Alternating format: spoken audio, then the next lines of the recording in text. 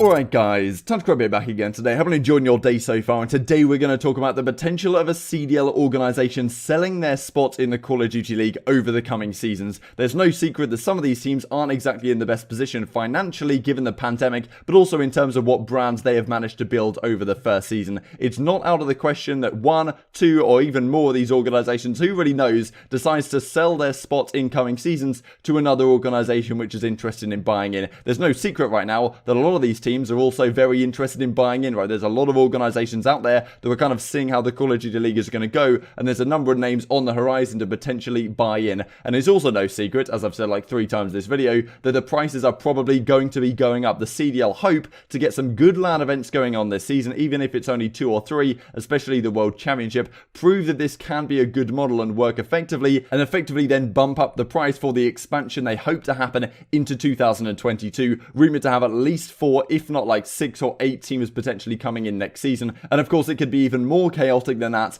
if, well, one of these teams decides to sell their spot as well, and some of the implications for that are very interesting indeed. Hope you guys enjoyed the video. Like if you enjoy it, subscribe if you are new, as always I'd greatly appreciate it. It really helps out the channel. Thank you for doing that. Let's hop into things then. So this really started yesterday with this Toronto Ultra stuff. I mean, Crimsix talking about how they forced their full roster of 10 to stay in Toronto during the pandemic. All the discussion about how they didn't pay Brack because, well, he decided to go home to see his granddad during the difficult situation. Talking about the prize-winning split as well, the most anti-player organisation the Crimsix has ever seen. They lied and deceived to the players, talking about how, well, contractually they had to stay, but apparently in every CDL contract it's written that that is not the case. So we have to see what, well, the response might be from the CDL to something like this. And so, well, this discussion as well about they already heard the grandpa excuse. Unbelievable stuff. We discussed that yesterday. So then this came out from Adam Fitch, very prominent esports journalist. I believe he's nominated for the Esports Awards again this year. A few months ago, I heard rumors of a Call of Duty League franchise looking to sell. I hope it's true. So this is just like his own opinion at this point, but I hope it's true. An Overactive Media, who's the ownership group to Toronto Ultra, and there was quite a lot of discussion when we talked about this yesterday that you know, Toronto Ultra were affiliated with Splice, but I believe that a lot of the Splice guys are not really too not really too in tune with the Overactive Media management at the Toronto Ultra right now. So you know, Splice is a pretty damn good organization, but I don't think it's a lot of the same guys that are responsible for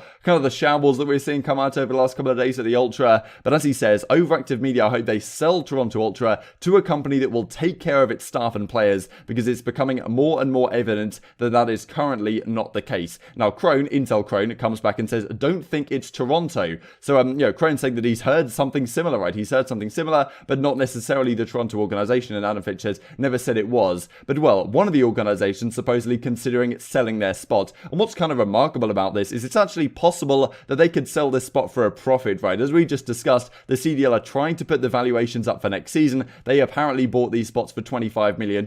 It's not out of the question they managed to sell it for even more than that, right? Or at least get back what they put in, because some of these organizations have not had the best first season by any means, and with the difficulty now with the pandemic and, well, the whole disaster really that's happened over this entire season, preventing these LAN events happening, meaning that, I mean, that's when you get your sponsorship activations, right? You host a LAN event, you sell all the tickets for your LAN events, you get your sponsors at the event, you get the sponsor booths, you sell all the, you know, merchandise and all that kind of stuff at the event, and at that point, that's when you're actually making some return on investment and growing your brand in that sense, because a LAN event is more exciting for people to watch, and it's going to do a better job promoting your brand. So the teams that did actually get to host a LAN event, probably in a better position last season than those who did not. So let's have a look at what EasyMac came out with a few days ago, talking about the Twitter followers for year 1 of the CDL teams. This is pretty insightful and probably gives us an indication as to, well, if any of these teams is going to sell, which team may it possibly be, and what are some of the implications of that. So let's look through this then. Right to the top, of course, we got Chicago Huntsman, 180,000 followers. Second place is the Dallas Empire. This is only, of course, over the first season, so we'll have to see how this develops going forwards, but, you know,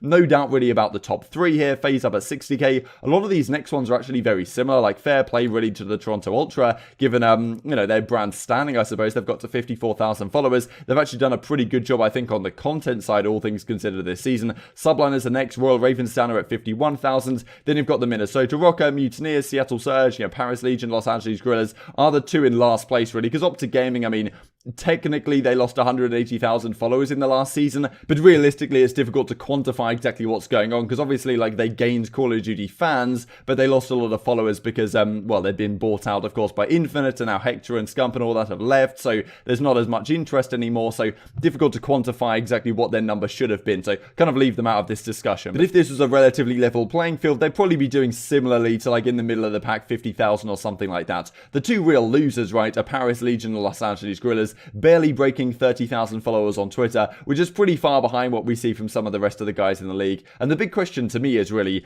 if a team like Paris, and we know that Paris are going through tough times right now, I just wanted to also take a look through some of the YouTube channels of some of these organizations. So you can see Toronto, they're making, making videos 1 week ago, 2 weeks ago, 1 month ago. They're making some attempts. I mean, the Seattle Surge as well have done the video just a couple of days ago when they announced their team a week ago, 3 weeks ago, etc. This is where we see the Paris Legion, and they haven't just done anything, right? Like, their social media isn't particularly exciting. It's not, it's not like the Florida Mutineers, for example, that have good memes, good drama, this kind of stuff that they kind of create. Paris Legion, it's not, they don't have that kind of good Twitter presence that actually makes them an interesting Twitter account to follow. And also on the content side, what have they made this entire season? The last video they did was, apart from the Warzone one, was 5 months ago, and meet Phantoms, meet Luca, they just did like a quick video with all the team, and that's basically all they've done the entire season long. Like, a lot of other teams have made an attempt, right? Royal Ravens, at least they do like these Ravens recap videos every week with kind of highlights and stuff like that. Got Los Angeles Guerrillas as well. Like, to be fair to them, they haven't done much in the last 5 months, but they've made an attempt, right? These like nice little thumbnails here, and I think a lot of people aren't aware that these organizations are actually making content. They probably don't do the greatest job promoting it, and I think, a lot of teams right now, you hear people talk about, if other teams want to catch up their big brand name, they've got to make content like the Huntsmen do, which is true to a degree, but if no one watches it, then all of a sudden you still don't, build up the brand name in that sense. But I mean, they've got 5,000 subscribers or whatever. Paris are down at 3,100. Wanted to look at OpTic Gaming as well, because they've done some decent content over the last month or so, but of course this subscriber number is, highly artificially inflated, let's say, based on, what they used to be, I suppose, back in the day. So the question really arises, if a team decides to sell, and, who knows if it's the Ultra, the most likely candidates to me would be Paris and Los Angeles Guerrillas, but even though LAG are making some attempt on the YouTube side, just seems to me that if a team isn't making any attempt on like the socials really, or the YouTube side, just seems like, have they really got their head fully in the game right now? And especially with the stuff we heard about Paris and, Hydra, they didn't sign him early season. Now he's gone to the New York Subliners. They're looking at what their team could potentially be for this season. They're not going to sell the team this season if any of these teams decide to, but who knows what happens going forwards. The big question is, to me, if any of these teams do decide to sell, what happens to the location and the branding, right? Because it's possible, I think, in like North American sports, which I don't really follow too closely, but organizations that are bought out, they can change their city location, I suppose. They can change their geolocation. Now, do the CDL want that to happen? And personally, I wouldn't, right? If it was a team like London or Paris to be bought out, I don't just want a new organization to come in and move it to like Las Vegas or like wherever, right? Or Columbus or something like that. I don't really want that to happen, right? Like, I think it's a good right now that we at least have 2 teams out of the 12 in Europe. We have 1 team out of the 12 in Canada, and then from there we work onwards, right? And I'm not sure the CDL would want an organization just to swoop in, buy out of London, buy out of Paris, and then just move it completely out of that geolocation, right? So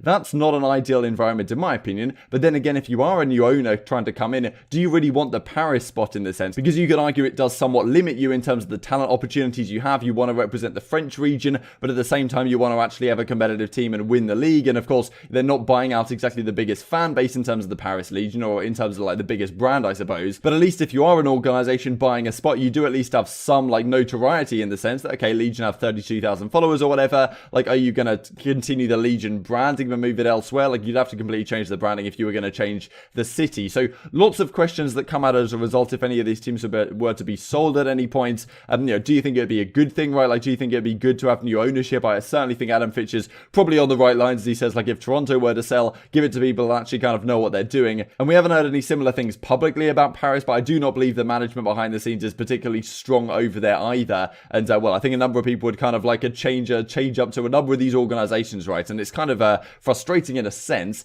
that over the last several years in Call of Duty, we've had plenty of amateur teams that have come through, screwed over players, done all sorts of, heinous stuff, really. And now we go into, a franchise era where you would imagine that would no longer be the case. And it still happens to some degree, at least behind the scenes. So intrigued to hear your thoughts in the comment section below. Before we finish, wanted to mention this that Fwiz came out with as well, of course, over at the YouTube Gaming gaming side as he was now, I'm happy to announce that starting on the 25th of the 9th, that being 25th of September, that being yesterday, YouTube Gaming and LoL Esports will be partnering together to offer in-game drops by linking your Riot account and watching Worlds 2020. So like the World Championships going on right now for League of Legends, and well, this is pretty cool, right? You sign into your Riot account, you get drops in the game through YouTube Gaming. Definitely something that, well, I'm happy to see come into YouTube Gaming. And as Clayster then says, drops, you say, Frizz goes, you want that for the CoD League, and yes, we would love that, of course, for the CDL. So this could be really cool next season. I mean, we've had this season the fact that you can watch the CDL, but you have to watch it like in the Call of Duty League browser or whatever, or in the mobile app to get the drops. It would be much better, to be honest, in my opinion, if you could just watch the Call of Duty stream like normal on YouTube Gaming and still get those same drops. So that'd be pretty cool. Just to finish off with this one little clip here from Looney talking about his excitement